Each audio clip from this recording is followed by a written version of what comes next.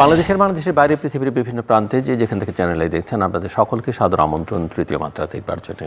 সাম্প্রতিক নানা বিষয় নিয়ে আলোচনার জন্য আমার সঙ্গে স্টুডিওতে রয়েছেন আমার বাবার আছেন বাংলাদেশ জাতীয়তাবাদী দল বিএনপি চেয়ারম্যানের উপদেষ্টা হাবিবুর রহমান হাবিব এবং আমার ডানে রয়েছেন বাংলাদেশের কমিউনিস্ট পার্টি সিপিবির সভাপতি সাজ্জাদ জহির চন্দন। স্বাগত আপনাদের দুজনকে তৃতীয় মাত্রায়।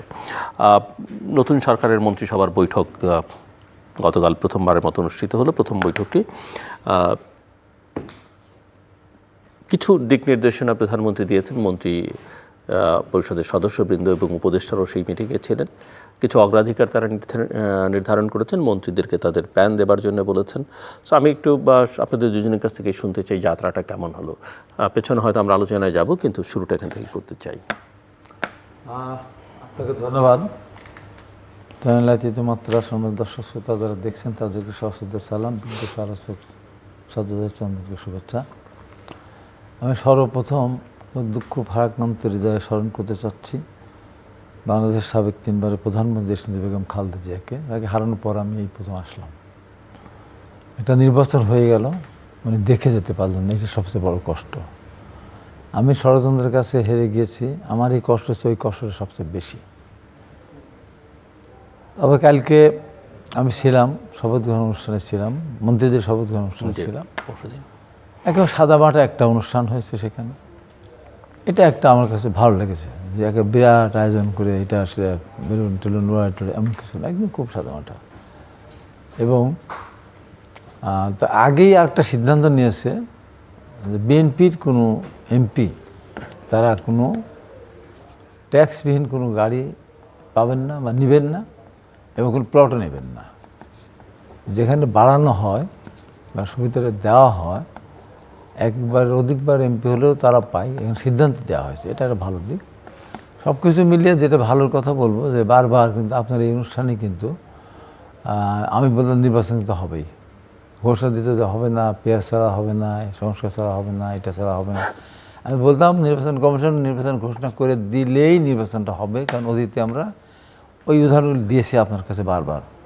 আরেকটা জিনিসটা আমার সবচেয়ে বড় যে ব্যাপারটা লাগছে যে আমাদের বর্তমান প্রধানমন্ত্রীর সঙ্গে সাবেক প্রধান উপদেষ্টা লন্ডনে যখন কথা হয়েছিল নির্বাচন নিয়ে, তখন নির্বাচন ডিসেম্বরে হবে না এপ্রিলে হবে, তখন কিন্তু ওখানে বসে সিদ্ধান্ত নির্বাচন হবে ফেব্রুয়ারিতে।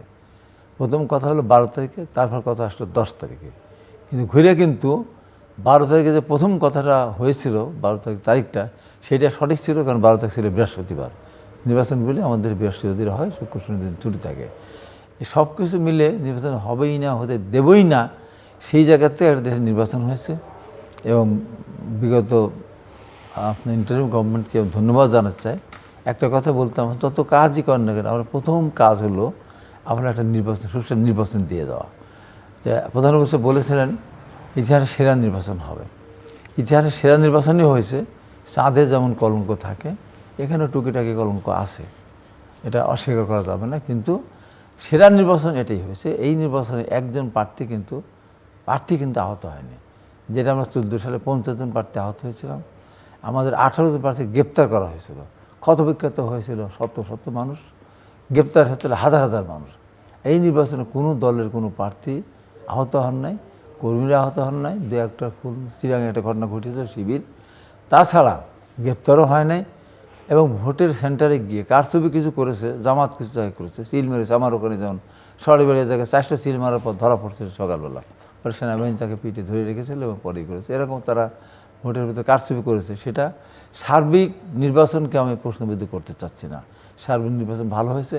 আমার ওখানে ব্যক্তিগত আমার উপরে একটা রাগ ছিল, সারা পৃথিবীর জামাত ওখানে টাকা দিয়েছে, এবং পিনাকি থেকে শুরু করে ইলিয়াস, তারপর জ্যাকব মিল্টন, নিনা ফারাহা, মির জাহান থেকে শুরু করে আরও যে ওদের জামাত ইসলাম যারা ছিল তারা আমাকে টার্গেট করেছিল, সেটা মেসেজ আমার কাছে কিন্তু আছে। তারপর তাদের প্রচুর টাকা, আরআরপি নামে একটা প্রতিষ্ঠান আছে ওখানে, ফিড ইন্ডাস্ট্রি, তাদের সমস্ত মহিলা কর্মীদের মিছিলকরণ থেকে শুরু করে টাকা কোটি কোটি টাকা তাদেরকে দিয়েছে। তারপরে যে কথাটা শেষ পর্যায়ে যেটা হলো, সাবেক আপনার দুর্নীতিবাজ, মহাদুর্নীতিবাজ মন্ত্রী ছিল ভূমিমন্ত্রী শামসুল হোসেন ডিলু, তার ছেলেরা সবাই দুর্নীতিবাজ, এবং সব ছেলে শেষে যেটা 24 বিনা ভোটে নির্বাচিত হয়েছিল, সে পালিয়ে লন্ডনে চলে গেছে। লন্ডন থেকে স্কাইপে নেতা কর্মীদেরকে নির্দেশ দিয়ে দিল যে কোনো মূল্যেই হোক ধানের শীষকে হারাতে হবে আর এই দাঁড়িপাল্লাকে জিতাতে হবে। সেই সাথে আমি বলবো আমার ওখানে একজন বাজে একটা মাস্তান একটা প্রার্থী ছিল, আপনি দেখেছেন, অসভ্য একটা মাস্তান।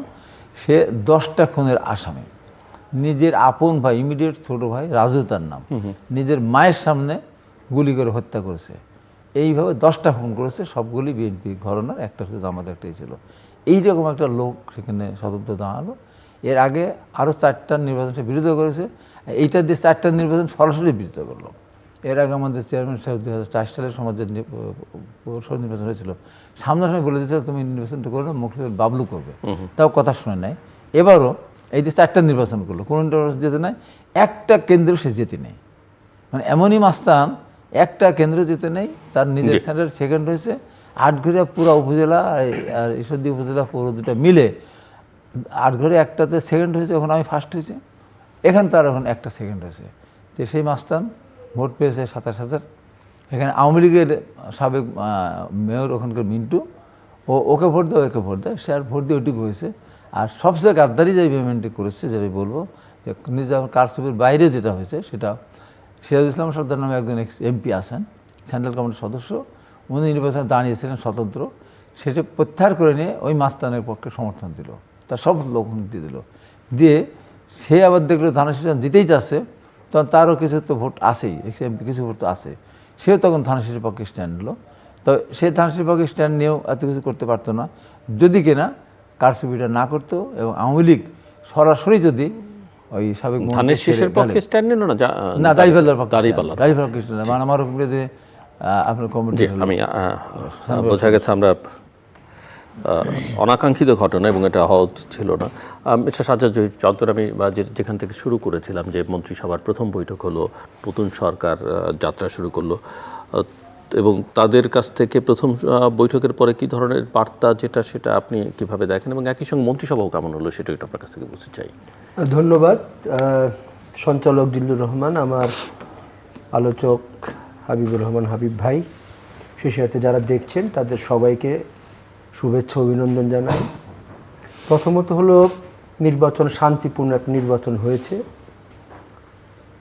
ত্রুটি ছিল, কারণ ত্রুটি ছাড়া কোনো নির্বাচনই তো বাংলাদেশে হয় না, কারণ টাকার খেলা, প্রশাসনিক কারসাজি, ধর্মের ব্যবহার এগুলো ছিল। তারপরে যারা ভোট দেওয়ার চিন্তা করেছিলেন তারা ভোট কেন্দ্রে গিয়েছেন, তারা ভোট দিতে পেরেছেন শান্তিপূর্ণভাবেই, এতটুকু আমরা বলতে পারি। এক, এই নির্বাচনের ভেতর দিয়ে বাংলাদেশ জাতীয়তাবাদী দল তারা 2/3 সদস্য নিয়ে তারা সরকার গঠন করেছে। এই নির্বাচনের বিষয়ে আমরা প্রথম থেকেই এই অন্তর্বর্তী সরকার যেদিন থেকে শপথ নিয়েছিল আগস্ট 24 8 তারিখে, তখন থেকে কিন্তু আমরা বলার চেষ্টা করেছি যে অন্তর্বর্তী সরকারের প্রধান কাজ হলো একটা অবাধ নিরপেক্ষ সুষ্ঠু নির্বাচনের ব্যবস্থা করা। এই নির্বাচনকে বানচাল করার জন্য স্বাধীনতা বিরোধী শক্তি, জামাত ইসলাম সহ বিভিন্ন উগ্র ডানপন্থী সাম্প্রদায়িক শক্তি তারা চেষ্টা করেছে নানাভাবে, নানা কায়দায়। অনেকে চেষ্টা করেছে, দেশি বিদেশি ষড়যন্ত্র ছিল, তারপরেও নির্বাচনটা অনুষ্ঠিত হয়েছে। আমরা মনে করি এইটুকু একটু সাফল্য আমরা রাজনীতিতে নিয়ে আসতে পারছি, নির্বাচনটা হওয়ানোটা। এক, দ্বিতীয়ত বিষয় যেটা আপনি বলতে, সেটা হলো হ্যাঁ, তারা মন্ত্রিসভা গঠন করেছে তরুণ এবং প্রবীণদের।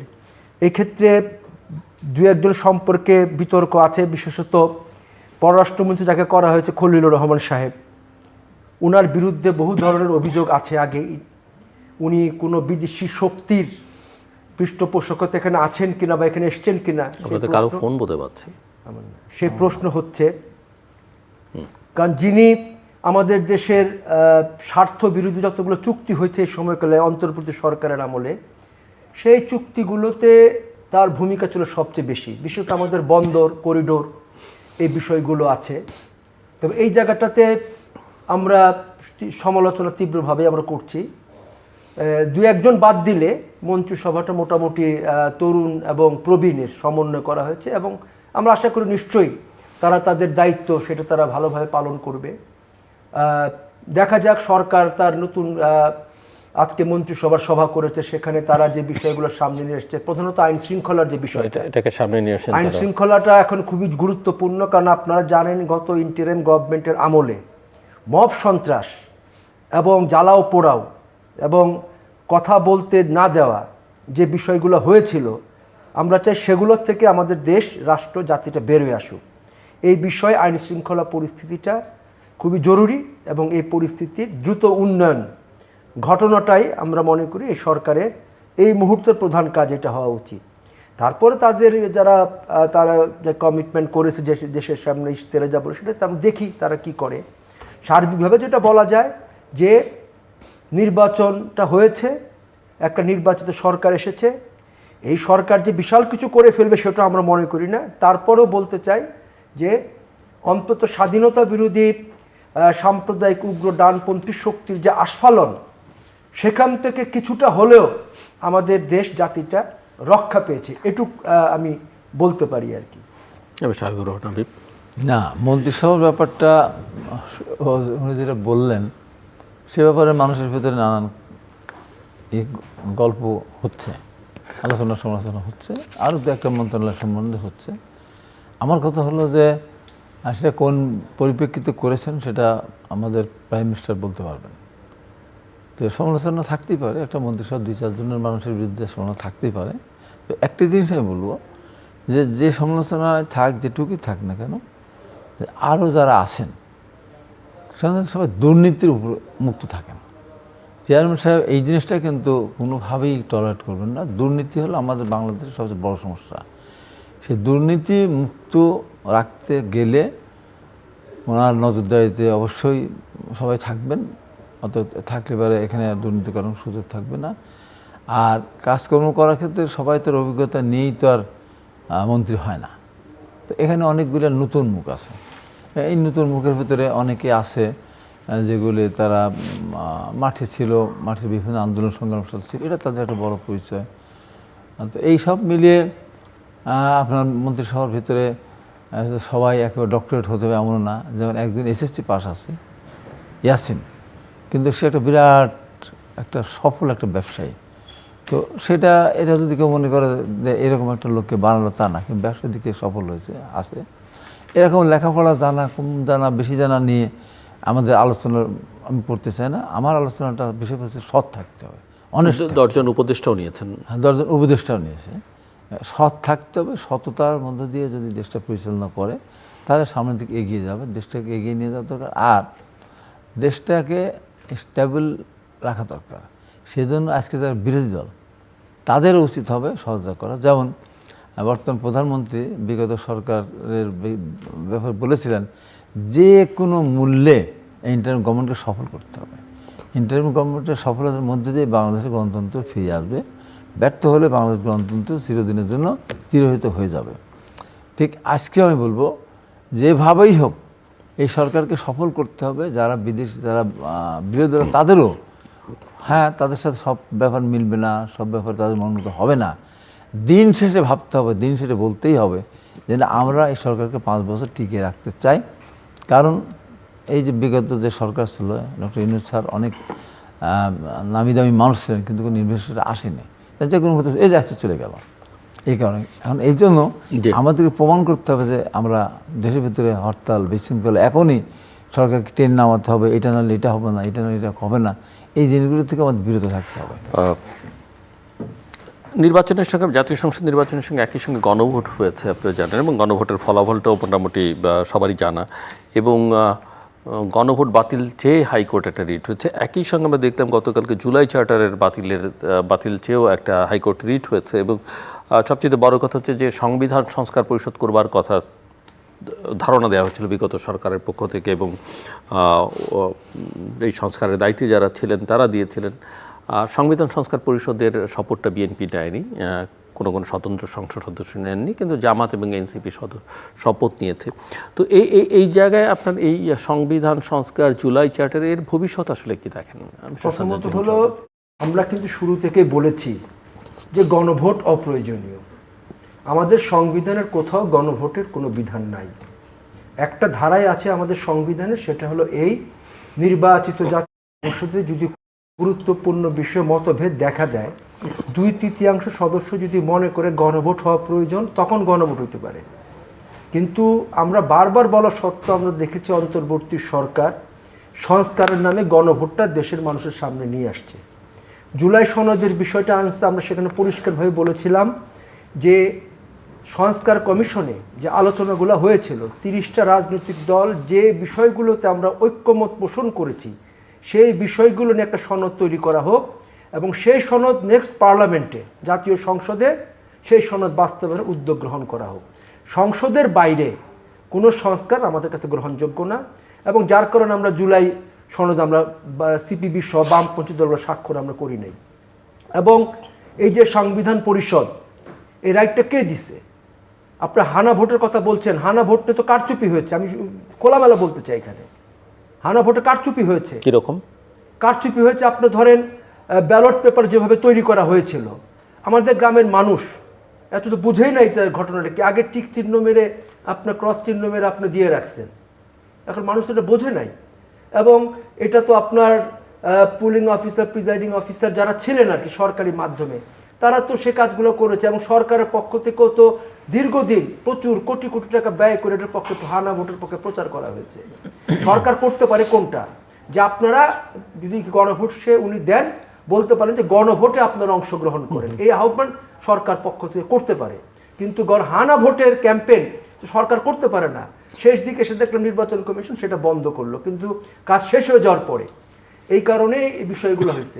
আমরা যেটা মনে করি যে সংস্কার যাই হোক না কেন, আমরা সংস্কারের পক্ষে, আমরা কমিউনিস্ট পার্টি বামপন্থীরা সংস্কারের পক্ষে, আমরা রাষ্ট্র সমাজেরই সংস্কার আমরা চাই।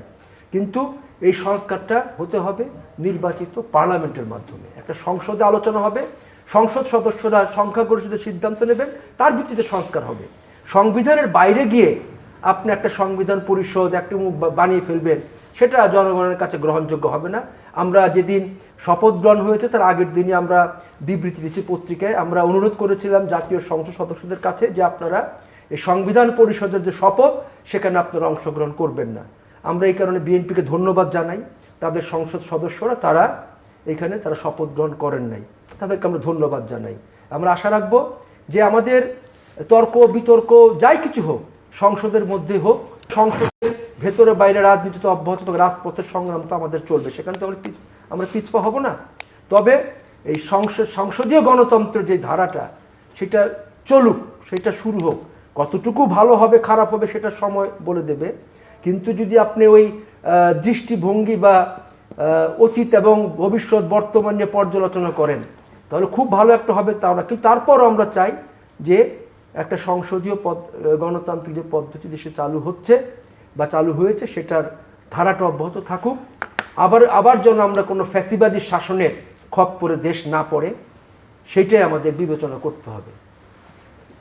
এখানে সাজ্জাদ চন্দ্র সুন্দরভাবে কথাটা উপস্থাপন করেছে। আমারও কথা তাই যে গণভোটটা যেটা আমাদের চাপিয়ে দেওয়া হয়েছিল, আমি গণভোটে হাঁ দিয়েছি, কিন্তু আর বিবেকের ভিতর তো প্রশ্ন রয়ে গেছে। আমি সবগুলোর সাথে একমত না। আমি হাঁ দিলেও আমার বিবেকের সাথে প্রতারণা করেছি, আমি না দিতাম তা বিবেকের সাথে প্রতারণা করেছি। হাঁ ভোট একটার ইস্যুর উপর হয়, এতগুলো ইস্যু হয় না। আমি তো সবসময় একমত না। আমি যখন হাতে টিক দিলাম বা সেটা দিলাম তখন আমার মনে হতে আমার তো না পক্ষে তখন অনেকগুলি দেওয়ার ছিল, আমি নিজের বিবেকের সাথে প্রতারণা করলাম।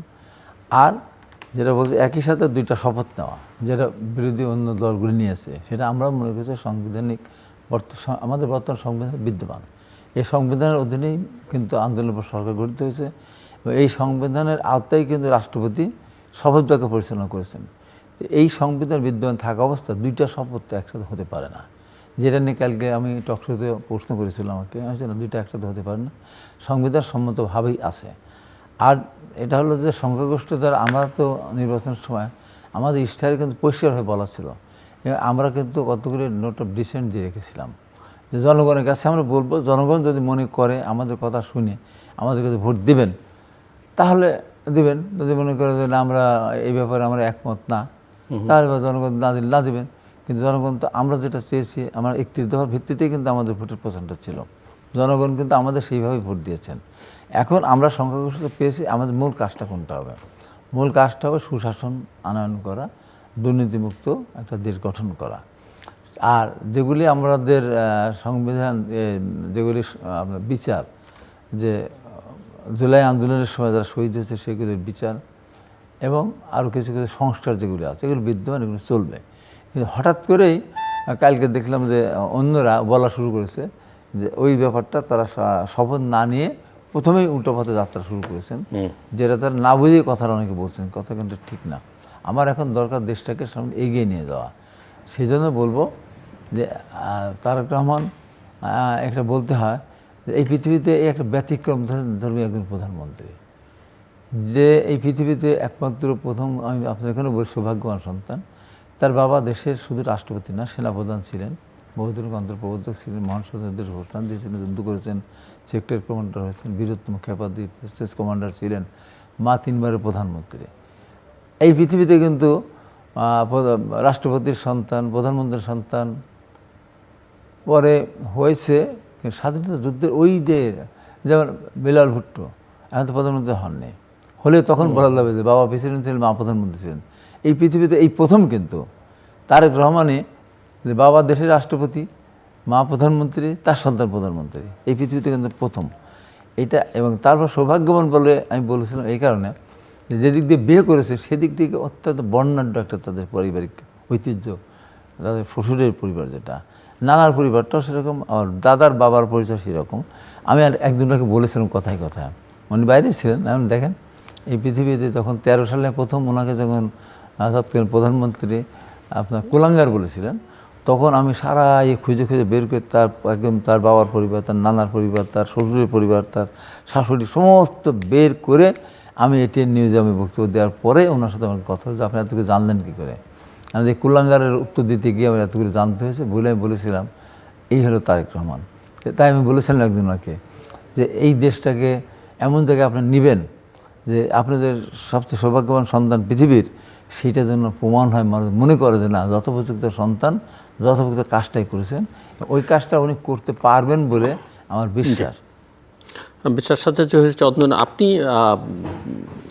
কি দেখেন, মানে এই বা আপনার কি মনে হয় যে অগ্রাধিকার আসলে সরকারের কি কি হওয়া উচিত এবং চ্যালেঞ্জেস আসলে কি দেখেন? আমি যদি খুব স্বল্প মেয়াদে বলি, আগামী 6 মাসের জন্য। একটা প্রথমত বিষয় হলো, আমি শুরুতে বলছি যে আইন শৃঙ্খলা পরিস্থিতির উন্নতি করা এক, দ্বিতীয়ত হলো প্রশাসনকে ঢেলে সাজানো। কারণ প্রশাসনের বিভিন্ন জায়গায় স্বাধীনতা বিরোধী শক্তির যারা পক্ষে, মুক্তিযুদ্ধ বিরোধী, অনেক জায়গায় তারা বসে আছে এবং সেখান থেকে তারা কলকাঠি নাড়ছে। এই জায়গাটা আমাদের দেখা দরকার, প্রশাসনিক সংস্কার যেটা সেটা করা দরকার। তৃতীয়ত হলো যে আমাদের বিদেশের সাথে যতগুলো দেশের স্বার্থ বিরোধী চুক্তি হয়েছে সেই চুক্তিগুলো বাতিল করা এবং যে চুক্তিগুলো আছে সেগুলো জনসমক্ষে নিয়ে আসা, যে এই চুক্তি হয়েছে, এইটা হয়েছে, এইটা হয়েছে, এগুলো নিয়ে আসা। আর শেষে হলো যেটা বলেছেন আপনার এই ফ্যামিলি কার্ডের কথা, সেইটা বাস্তবায়ন করা প্রাথমিকভাবে কাজটা। এইভাবেই পরে তো এগুলো তো প্রাথমিক কাজ, এইভাবেই অগ্রসর। এমনি ঝুঁকি কি কি দেখেন সরকারের জন্য? সরকারের জন্য ঝুঁকি একটা হলো যেটা আমরা রাজনৈতিকভাবে যেটা বুঝতেছি সেটা এই স্বাধীনতা বিরোধী শক্তি এবং তার যারা মিত্ররা আছে তারা কিন্তু আবার দেশটাকে উল্টা স্রোতে নিয়ে যাওয়ার জন্য আপ্রাণ চেষ্টা করবে। এবং তারা আমাদের বিবেচনায় এই যে গণভোট, জুলাই সনদ, সংবিধান সংস্কার, এইসব প্রশ্নগুলো তারা সামনে এনে এক ধরনের নৈরাজ্য তারা সৃষ্টি করবে। কারণ আমাদের মুক্তিযুদ্ধকে বিতর্কিত করার জন্য, মুক্তিযুদ্ধকে প্রশ্নবিদ্ধ করার জন্য যে ষড়যন্ত্র যারা করছে তারা কিন্তু ষড়যন্ত্রটা খুব কঠিনভাবে করবে এবং ব্যাপকভাবে করবে। আমাদের সেই জায়গাটাতে সরকারের সতর্ক থাকতে হবে। কারণ আমরা আশা করি মুক্তিযুদ্ধকে ভিত্তি হিসাবে গণ্য করেই এই বাংলাদেশটা আগাইতে হবে এবং মুক্তিযুদ্ধের চেতনার ভিত্তিতেই রাষ্ট্র এবং সমাজটাকে পরিচালিত হতে হবে। মুক্তিযুদ্ধের চেতনা কি একটা শোষণ বৈষম্যহীন সমাজ গড়া, একটা দুর্নীতিমুক্ত, একটা শোষণমুক্ত একটা সমাজ গড়া, যে সমাজে মানুষের মতো বেঁচে থাকতে পারবে তার অধিকারে নিয়ে, সেই ধরনের সমাজ রাষ্ট্র গড়াটার মুখ্য কাজ। সেই কাজটা করতে হবে। এবং এই যে অপশক্তির কথা আমি বলছি, এই ষড়যন্ত্র থাকবে, সেগুলা রাজপথে আমাদের যেমন লড়াই করতে হবে, সংগ্রাম করতে হবে, পাশাপাশি যারা সরকার আছেন তাদেরও এই জায়গাটাতে মুক্তিযুদ্ধ প্রশ্নে, আশা করব মুক্তিযুদ্ধ প্রশ্নে তারা তাদের ভূমিকা তারা রাখবেন এবং রাজপথের আন্দোলন এবং সংসদে তাদের বক্তব্য, আমাদের রাজপথের সংগ্রাম, সেটা আমরা অব্যাহত রাখবো। কারণ আপনার একটা বিষয় পরিষ্কার, মানুষের রুটি রুজির যে সংগ্রাম বা মানুষের যে মৌলিক অধিকার প্রতিষ্ঠার যে সংগ্রাম যারা আমরা বামপন্থীরা করছি, সেই সংগ্রাম আমাদের ধারাবাহিকভাবে করতে হবে। পাশাপাশি মুক্তিযুদ্ধ বিরোধী, স্বাধীনতা বিরোধী উগ্র ডানপন্থী শক্তিকে রুখে দেওয়ার জন্য রাজপথের আন্দোলন জোরদার করতে হবে। আমরা আশা করব সরকারও সেই জায়গাটাতে একটা গুরুত্বপূর্ণ ভূমিকা পালন করবেন। এই সাহাবি আমি মহান আল্লাহ পাকের কাছে কৃতজ্ঞতা প্রকাশ করছি, মহান আল্লাহ পাক আমাদের রক্ষা করেছেন। যদি এই স্বাধীনতা বিরোধীদের হাতে কোনো মতো করে যদি ক্ষমতা চলে যেত, তাহলে আমার দেশের পতাকা থাকতো না, জাতীয় সঙ্গীত থাকতো না, মানচিত্র পাল্টে দিত। এবং এরা সবচেয়ে বড় এদের হলে মিথ্যা কথা বলে, এটা চোর, ভোটটা চুরি করে। আমাকে বাস্তব একজন অনেক বড় সরকারি কর্মকর্তা, তার 2টা বোন থাকে আমেরিকায়, আমাকে বললো ভাই এই 2টা ভোট কিন্তু আর অন্য কাউকে দিয়ে দেওয়ার সুযোগ আছে। বলছি না, প্রশ্নই ওঠে না। আমি বক্তৃতা বলতাম, এক ব্যালট পেপার যদি আমাকে 2টা বই দিয়ে বিজয় আপনি কেটে নেন, বলছি না, উনি জানি অসৎ ভোট নিয়ে, চুরি করে ভোট নিয়ে, আমি জাল ভোট দিয়ে এমপি হয়ে আমার দেশ সরকার দরকারটা কি? জামাতের ভিতরে কিন্তু এটা না। ওর কথা হলো যে ক্ষমতায় যাওয়ার জন্য আমি বলেছি না, ক্ষমতা ভোট দেউক বা না দিয়ে ক্ষমতা আমাকে যেতে হবে। এইরকম একটা মানে কি বলবো, একটা উগ্র একটা মানে ফ্যাসিবাদের চেয়েও বড় ফ্যাসিবাদেরা এবং স্বাধীনতা বিরোধী, যাদের দেশের কোনো অবদান নেই, তারা দেশটাকে গিলে খেতে চাচ্ছে। এই জায়গা থেকে রক্ষা হয়েছে এবং তারা সমস্যা সৃষ্টি করার চেষ্টা করবে। তবে একবার মানুষ যখন সেখান থেকে ফিরে এসেছে, আমি বলতাম, দেশের মানুষকে আহ্বান জানাতাম কিন্তু বারবারে, আর কিছু না হোক স্বাধীনতা বিরোধী আপনার ভোট দিবেন না। কিন্তু তারপরেও তারা কিন্তু আওয়ামী লীগ যে ভুলটা করেছে, আওয়ামী লীগকে আমি নিষিদ্ধ করার কথা বলেছিলাম, ছাত্রলীগকে নিষিদ্ধ করার জন্য আমি অভিনন্দন জানিয়েছিলাম, সেই কারণে প্রতিশোধটা আমার উপর নিয়েছে, তাতে আমার কোনো আপত্তি নেই। কিন্তু আওয়ামী লীগ যে অপরাধটা করলো, এই অপরাধের জন্য আওয়ামী লীগের আজীবনের জন্য নিষিদ্ধ হওয়া উচিত। এই ভোটটা কিন্তু আওয়ামী লীগ দিয়েছে, যে আমাদের ভোট ছিল 5 থেকে 7%, না 10% হতে পারে, না 12% হতে পারে, 31.4% ভোট আমাদের কোনোভাবে হতে পারে না যদি আওয়ামী লীগ ভোটটা না দিত। এই আওয়ামী লীগও তাদের সাথে করে একটা পর্যায়ে মাঠে নেমে বিশৃঙ্খলা সৃষ্টি করতে পারে। আমরা আশা করি, অতীতে আপনার এখানে আমরা টকশোতে বলেছি, যারা সরকারের দ্বারা থাকতো তারা কিন্তু সরকারের অন্ধভক্তের মতো কথা বলতো। আমি কিন্তু অন্ধভক্তের মতো কথা বলবো না। আমি সরকারের যেখানে ত্রুটি দেখলে পারে আমি সেটা সমালোচনা করবো, তাতে আমাকে সরকারের পক্ষ থেকে ডেকে বললে আমার কোনো আপত্তি নেই, আমি শুনবো, শুধরাই নেব, কিন্তু আমি বলবো। কিন্তু সরকারের একটা কথা বলতে চাই, যে তারেক রহমানকে যারা চেনেননি, তারেক রহমানের কষ্ট আছে, তারেক রহমানের কথা শোনেননি কারা? এই যে আমাদের বিদ্রোহী প্রার্থী, আমার কোনো যেমন শোনেনি, যে কারণে আমাকে হাসান জাভেদ তুহিনকে এই দুর্ভাগ্য বরণ করতে হয়েছে। আমি তারেক রহমানকে বলবো, প্রধানমন্ত্রীকে বলবো, দলের চেয়ারম্যানকে বলবো, যে যারা এইবার এই যে বিদ্রোহ করেছে, জিতেও যদি আসে, যারা জিতেছে তাদেরকে দলে কোনোভাবে নেবেন না। আর যারা বিরোধিতা করেছে তাদেরকে চিরদিন বহিষ্কার করেছেন। আরও প্রমাণ সাপেক্ষে, যেন আমার ওখানে এখন সব বহিষ্কার হয়নি, বহিষ্কার করে দেবেন। এবং কড়াভাবে যদি আপনি এটা পরিচালনা করতে পারেন, আর কেউ কোনো বিদ্রোহ হয়ে নির্বাচিত হয়ে আসলে আবার দলে নিবে, আপনার দলে নেওয়ার দরকার নেই, আপনি সোশ্যাল মিডিয়াতে পেয়ে আছেন। অতএব এই জায়গাটা যদি আপনি নিশ্চিত থাকেন, এই একটা ঘটনার মধ্য দিয়ে কিন্তু সারা দেশ মেসেজ যাবে না, এটা হবে না, এটা হতে পারে না। আর দলের নেতাগুলো থেকে মেসেজ, কোনোভাবেই দুর্নীতির সাথে জড়ানো যাবে না। আওয়ামী লীগ তো চেষ্টা করেছিল, সব ধরনের সমস্ত ক্ষমতা তাদের হাতে ছিল, কিন্তু শেষ পর্যন্ত দেশে থাকতে পারেনি। আমরা ওই কাজটা করবো, যেখানে তারেক রহমান যে কাজটা করলেন, সেটা এই তার কাজের মেয়ে ফাতেমা নিজের বোন হিসাবে সে কারণ পৃথিবীর ইতিহাসে আছে, এমন কোন নজির আছে? তার ব্যারিস্টার মেয়ে জাইমা রহমান গলা জড়িয়ে ধরে ফুমু করে একসাথে এক টেবিলে খাচ্ছে। এবং এই যে উনি প্রধানমন্ত্রী হবেন জেনেও উনি আপনার এত গালাগালি করেছে, জামাতের আমিরের বাড়িতে গিয়েছেন, নাহিদের বাড়িতে গিয়েছেন, এমনকি সলমানের বাড়িতেও উনি গিয়েছেন। এই যে বিশাল একটা উদারতা নিয়ে কিন্তু উনি দেশটাকে সবাইকে নিয়ে চালাতে চাচ্ছেন। ওনার এই উদারতাটাকে যদি কেউ দুর্বলতা ভাবে, তাহলে তারা কিন্তু ভুল করবেন। কারণ আমি যদি দেশকে যদি সুশাসন দিতে পারি, আওয়ামী লীগের ব্যর্থতা ছিল ওই দলীয়করণ করেছিল, কিন্তু সুশাসন দিতে পারেনি, অযথা বিভিন্ন মামলা দিয়ে মিথ্যা মামলা দিয়ে মানুষকে হয়রানি করেছে, জেলে রেখেছে। রোজার ভিতরে এখন রোজা শুরু হয়েছে, এই যে রোজার ভিতরে বাউল স্ত্রী হত্যাকে কেন্দ্র করে যে ঘটনাটা ঘটালো হাজার হাজার, আমরা ওই ধরনের ঘটনার সাথে কোনোভাবেই আমরা জড়িত হব না।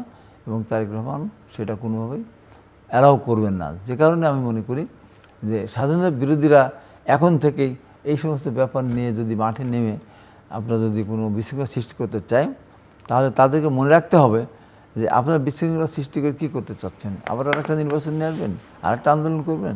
সেই আন্দোলনের মধ্য দিয়ে এইবার যতগুলি আসন পেয়েছেন, অনেক বেশি পেয়েছে, তো তাদের খুব বেশি আসন, 15-20টার বেশি আসন পাওয়ার কথা না। তার কারণ স্বাধীনতা 54 বছর বয়সে বিএনপির সাথে দুইবার সমঝোতা করে 1 সালে এবং 91 সালে তারা একবার 17, একবার 18টা, তাছাড়া মোট এই টোটাল মিলেই 35টা মিলে তাদের আসন মোট 53টা। এবার একবারই পেয়ে গেছে 70-এর উপরে কাছাকাছি। তো এখনও তারা আবার উল্টা আঙুল তুলছে যে বিএনপির দিকে কারচুপি করেছে। কারচুপি যেটুকু হয়েছে, আর্থিক কারচুপি, টাকা দিয়ে ভোট কেনা এবং প্রশাসনিক প্রভাব খাটিয়ে যদি কিছু হয়ে থাকে, যেটা হয়ে থাকে সেটা তারাই করেছে এবং তারা 5,000-এর কম ভোট যেখানে তারা হেরেছে, তারা সেখানে নতুন করে অস্থিরতা সৃষ্টি করার জন্য মামলা করেছে। আমার মামলা জেনুইন মামলা। এখানে আমাদের কোনো জায়গাতে, যেহেতু আমাদের তো 185টা আসন পাওয়ার আমাদের অতি ইতিহাস আছে, আর এদের সারা জীবন মিলে 53 আসন পেয়েছে তারা, তা বিএনপির সাথে সহজতা নিয়ে। অর্থাৎ আমাদের পক্ষ থেকে এখানে আমার কতগুলি কেন্দ্র ছিল যেখানে মানুষ জানতো আমি এমপি হবে, সবাই জানতো। কিন্তু এই যে লাস্টে গিয়ে যে এই ষড়যন্ত্র হলো, এটা আমাদের নেতা কোনো বুঝতে পারেনি, যেখানে অনেকে ভোট দিতে যায় না। আমার কেন্দ্রে, আমার দুঃখটা হলো আমার কেন্দ্রে 8,000 ভোট, আমি মাত্র 5300 ভোট পেয়েছি, 3700 ভোট পেয়েছি আমার কেন্দ্রে। ওই ভোটাররা আসে নেই ঠিক মতো, মানে জিতেই যাবে, এত ভোট দিয়ে কী হবে। কিন্তু তারা কিন্তু টাকায় দিয়ে ভোট কিন্তু কিনেছে, আমারও করে তারা কিনেছে। তো এই জন্য যারা অনৈতিকভাবে সব কিছু করতে চায়, ভবিষ্যতে যারা মনে করে আরেকটা আন্দোলন করে এবার পেয়েছে 34% ভোট, আরেকটা আন্দোলন করে 40% পার হয়ে যাবেন না। এরপরে যে নির্বাচনটা হবে, যদি হয়, সেই নির্বাচনে কিন্তু আওয়ামী লীগ মাঠে আসবে। আর আওয়ামী লীগ মাঠে আসলে ওই আবার তাদের সেই 10%-15% ফিরে যেতে হবে। কিন্তু এটাও যেন তারা মনে রাখে যে এইবার আন্দোলন করে আবার আমি আরও 32-34 থেকে আমি 40-50-এ পৌঁছাবো, এইটা যদি চিন্তা করে আহম্মকের স্বর্গে তারা বাস করবে। এখন সামনের দিন দেখা যাক, আমি যদি সুশাসন, এখন ধরেন রমজান মাস চলছে, এই রমজান মাসে যদি আমি দ্রব্যমূল্য ঠিক রাখতে পারি, আমি যদি দ্রব্যমূল্য নিয়ন্ত্রণ রাখতে পারি, তো ওই সমস্ত করে কোনো লাভ হবে না। আমরা ওইটাই চেষ্টা করব। সেই চেষ্টার মধ্যে দিয়ে জনগণকে আমরা জনগণকে ভালোবাসবো। তারেক রহমান জনগণকে নিয়েই দেশটাকে গড়বেন। অন্য কোনো উগ্রবাদী কেউ যদি মনে করে থাকে যে তারেক রহমানের সরকারকে এই মিছিল দিয়ে, হরতাল দিয়ে, অবরোধ দিয়ে এখনই তারা যেভাবে আস্ফালন করছে, এটা নিতান্তই তারা আহম্মকের সরকারে বাস করছে। মানুষ কিন্তু এটা কোনোভাবেই অ্যালাউ করবে না। তাই আজকে দ্বিতীয় মাত্রায় আসলাম সরকার গঠনের প্রথম দিন সরকার মানে সরকার গঠন হয়েছে, দ্বিতীয় দিন গেল, তৃতীয় দিন আমরা কথা বলছি, তৃতীয় দিন সফলতা কামনা করছি ইনশাআল্লাহ। আমি এই দেশের মানুষ এই সরকারকে। মিস্টার সাজ্জাদ জহির চন্দন, আমি একটু শেষের দিকে আমরা একটু আপনার কাছ থেকে বুঝতে চাই যে এই পরিবর্তিত পরিস্থিতিতে রাজনীতির মেরুকরণটা সামনের দিকে আমরা কি দেখব, অর্থাৎ সরকারের শত্রু মিত্র কারা হতে যাচ্ছে। একদিকে জামাত, আওয়ামী লীগের প্রসঙ্গটা মিস্টার হাবিব তুললেন, অন্যদিকে আপনাদের মতো দলগুলো যারা কারোর সঙ্গে কোনো অ্যালায়েন্স করেননি। সো প্রথমত হলো একটা বিষয় একটু পরিষ্কার থাকা উচিত। আমরা যেটা মনে করি যে একটা নির্বাচন হয়ে গেলে বা একটা নির্বাচিত সরকার আসলেই যে দেশের সমস্যা সমাধান ভাবার কোনো কারণ নেই। এক, আমরা বামপন্থীরা, আমরা গণতান্ত্রিক শক্তি, দেশপ্রেমিক শক্তি, আমরা আমাদের যে কাঙ্ক্ষিত লক্ষ্য একটা শোষণ বৈষম্যের সমাজ গড়া এবং শ্রমজীবী মেহনতি মানুষের রাষ্ট্র সরকার প্রতিষ্ঠা করার যে সংগ্রাম, সেই সংগ্রাম আমাদের করতেই হবে। এবং সেই সংগ্রামের পাশাপাশি আমরা মনে করি আজকে স্বাধীনতা মুক্তিযুদ্ধের চেতনাকে রক্ষার জন্য যে লড়াই, যে সংগ্রাম এবং স্বাধীনতা বিরোধী উগ্র ডানপন্থী শক্তিকে রুখে দেওয়ার যে সংগ্রাম, সেই সংগ্রামও আমাদের প্যারালালি আমাদের করতে হবে। এবং আমরা আশা করব বর্তমান সরকার যে আছে, নিশ্চয়ই আমরা তো আমাদের একটা কথা পরিষ্কার করে আমি আরেকটু বলতে চাই যে আমরা তো যারা সরকারে আছে শ্রেণীগতভাবে যদি বলেন, তারা ধনিক শ্রেণীর প্রতিনিধিত্ব করছে। এবারও তো সংসদে কোটিপতিদের প্রাধান্যই বেশি। তাহলে এই ধনিক শ্রেণীর বিরুদ্ধে তো আমাদের সংগ্রাম আছে, থাকবে। এখন এই সরকারের প্রতিপক্ষ কীভাবে সামনে সময় গেলে বোঝা যাবে। আমরা তো আমাদের অবস্থান থেকে লড়াই করব এবং নিশ্চয়ই আমরা চাইব বর্তমান সরকার যারা ক্ষমতায় আছেন তারা যে কমিটমেন্টটা করেছেন মুক্তিযুদ্ধের পক্ষে, বিশেষত প্রধানমন্ত্রী বলেছিলেন এক আলোচনায়, বর্তমান প্রধানমন্ত্রী উনি বলেছিলেন যে ৭১-এর যদি না মানি তাহলে বাংলাদেশের অস্তিত্বই থাকে না। এই জায়গায় যদি থাকেন আর কি, তাইলে দেশের জন্য মঙ্গল হবে। সেটা আমরা বলতে পারি আর কি। তো লড়াই সংগ্রাম থাকবে এবং সরকারের সমালোচনা সেটা আমরা করব, কারণ আমরা গণতান্ত্রিক পরিবেশ ফিরে আনার জন্য সংগ্রাম আমাদের অব্যাহত থাকবে। সেই সাথে কেউ যেন ফ্যাসিবাদী কায়দা আবার শাসন পরিচালনা করতে না পারে সেইটাও আমরা লক্ষ্য রাখবো। কারণ একটা বিষয় পরিষ্কার, যদি বর্তমান সরকার এক পর্যায়ে সে বিগত সরকারের মতো ফ্যাসিবাদী আচরণ করে, এদেশের মানুষ গণ অভ্যুত্থান করে অভ্যস্ত। যে জেনারেশন ছাত্র, তরুণ, যুবক, শিশু কিশোররা যেভাবে জুলাই ছাত্র জনতার অভ্যুত্থান তৈরি করেছে, এই অভ্যুত্থান কিন্তু আবার হবে যদি ওই পুরনো ধারায় ওই ফ্যাসিবাদী কাজে দেশকে পরিচালনা করতে চায়। এই ব্যাপারে সরকারকে সতর্ক থাকতে হবে। ধন্যবাদ। এখানে আমি জুলাই অভ্যুত্থান যেভাবে মানুষ নেমেছিল, কেন নামার পেছনে কাছে অপশাসন, দুঃশাসন, দেশের ভিতরে আমি সেটা বলছি, আপনার দ্রব্যমূল্য ঊর্ধ্বগতির কথাটাকে মানুষ জর্জরিত। আমরা ওই জিনিসগুলো খেয়াল রাখি। যেমন তারেক রহমান কিন্তু মাহমুদুর রহমান ভাইয়ের সাথে যে ডাক্তার জাহিদুর রহমান তাকে কিন্তু উপদেষ্টা করেছে। তা আমরা চাচ্ছি ওইগুলো, আমরা জনগণের ঐক্যটা চাচ্ছি।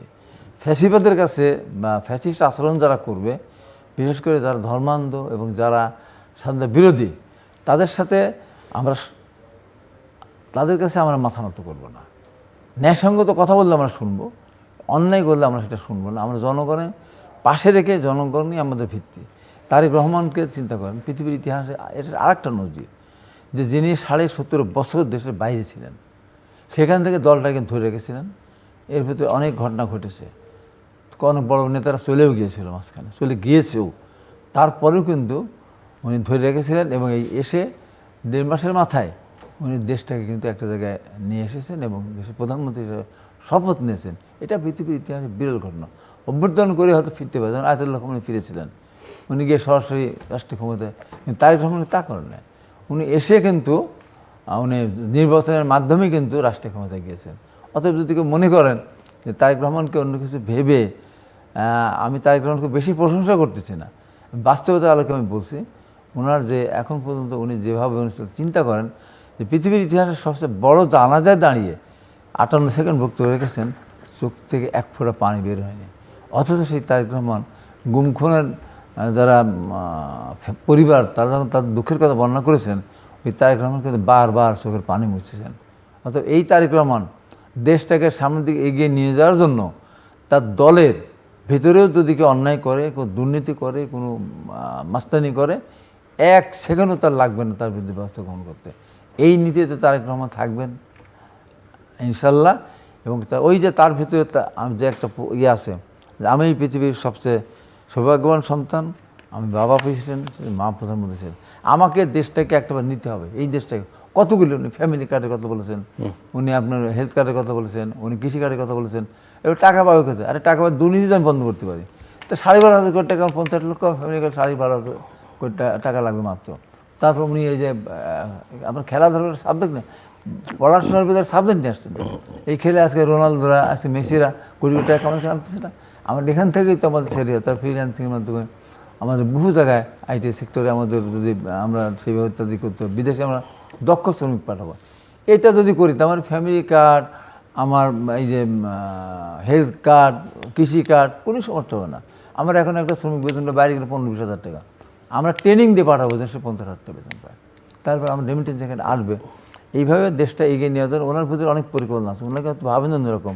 এবং অনেক আগের থেকে ওনার ভিতরে কী শিক্ষা নিতে হবে, কী স্বাস্থ্য নিতে হবে, কী আপনার শিল্প নিতে হবে, ওনার কিন্তু ধারণা উনি করেই কিন্তু রেখেছেন। এইগুলি ইনশাল্লাহ আস্তে আস্তে বাস্তবায়ন হলে দেশটা সামনের দিকে এগিয়ে যাবে এবং বাংলাদেশ আগামী দিনে মাথা উঁচু করে দাঁড়িয়ে থাকতে হবে। যদিও বড় ধরনের সংকট একটা আছে, রোহিঙ্গা সংকট, এটা যদি ভারত চায় না, যদি সমর্থন না করে, সুযোগ না দেয়, তাহলে এটা কঠিন, যার পক্ষে তার সেই সরকারের পক্ষে কঠিন। তারপরে যদি দেশটা এগিয়ে নিয়ে যেতে পারেন, তখন এই সমস্যারও সমাধান আইজ হোক আর কাল হোক ওনার নেতৃত্বে হবে বলে মনে করি। অতীতে যেমন শহীদ রাষ্ট্র জিয়া রহমান ফেরত পাঠাতে পেরেছিলেন, ম্যাডাম খালেদা জিয়াও পেরেছিলেন, বিগত সরকার একজনকে পারেননি ফেরতে।